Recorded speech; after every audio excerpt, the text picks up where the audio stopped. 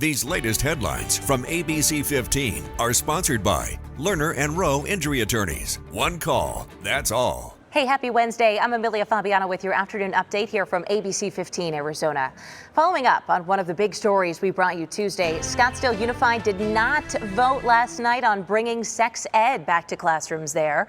A Scottsdale Unified Schools Committee has been working on a potential new curriculum for the district. The district, though, saying there were just too many items on last night's agenda to get to that particular discussion. An update now from the ABC15 political team. Governor Katie Hobbs responding to an ongoing criminal investigation. At the center of it, her administration. The Attorney General is looking into a group home for foster children that received increased state funding after donating to Hobbs' campaign. Here's the governor's first on-camera response to questions on the investigation. I have always and will always do what is best for Arizonans.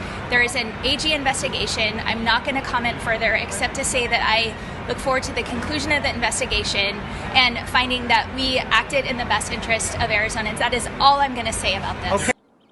Attorney General Chris Mays says she is investigating the case but has not said if the governor is a target. Hobbs' office says she will be cleared of wrongdoing.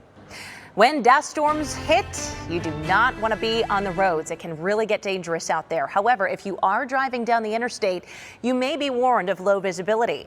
The Operation Safe Roads team following up with ADOT's detection system that launched about 4 years ago now.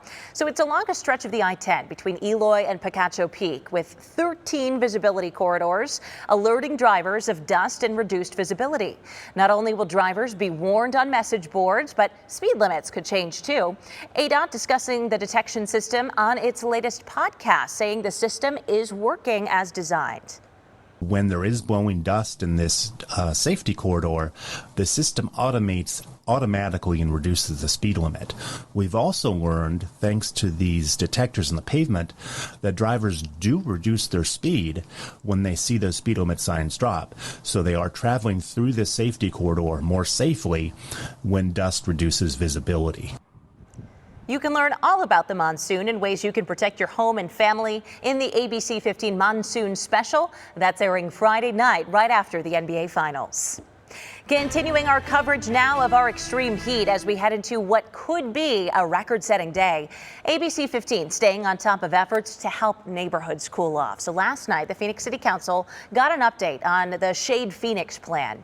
It's a story we've been telling you about all week. More than 25,000 new trees and 500 new shade structures will be added across the city over the next 5 years.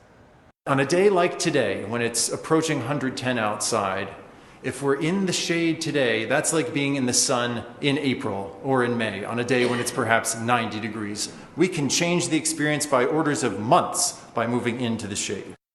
Right now, only 3 areas of Phoenix have more than 15% tree covering.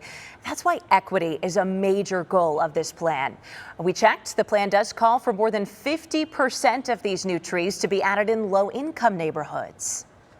ABC 15 diving deeper into efforts to prevent our reservoirs from running dry. SRP releasing more than 35 billion gallons of water down the Salt River following back-to-back wet winters.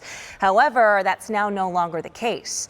The U.S. Army Corps of Engineers approving their proposal to hold water in Roosevelt Dam for 4 months. But not everyone sees runoff as a bad thing. Anytime a rule is changed, anytime they operate the dams differently or they store additional water for whatever reason, that's a lost opportunity for the aquifers downstream. But the approval is only temporary. Afterwards, SRP will go over how the program went and see if it may become permanent.